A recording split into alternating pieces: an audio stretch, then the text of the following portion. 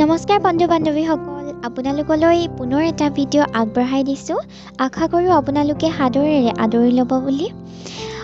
বলো শুনো মোৰ মনৰ কথা। ভাল লগা কিছুমান মুহূৰ্ত প্ৰকৃতি প্ৰিয়াৰ সৈতে।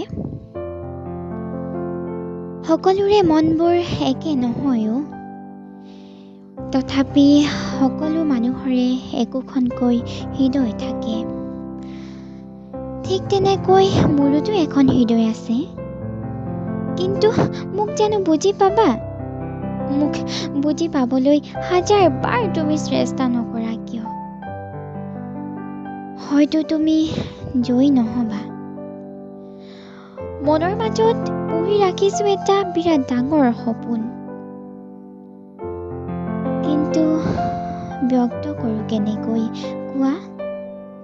ভয় লাগে তুমি আঁতৰি যোৱা বুলি। তুমিতো মোৰ প্ৰকৃতি প্ৰিয়া।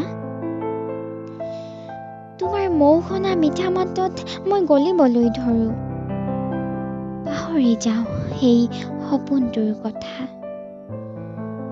যেনেকৈ সুৰৰ অবিহনে এটি গীত আধৰুৱা, ঠিক তেনেকৈ তুমি অবিহনে মোৰ সপোন আধৰুৱা। জানানে প্ৰকৃতি প্ৰিয়া, মোৰ সপোন পূৰণ হ'বলৈ দিবানে তুমি? পাহৰি যাম মোৰ অতীতৰ কাহিনী। থমকি ৰৈ গৈছিলোঁ মই সেই ক্ষণত, যি ক্ষণত তুমি মোৰ আগত তোমাৰ ব্যক্ত কৰিছিলা সপোনৰ কথা।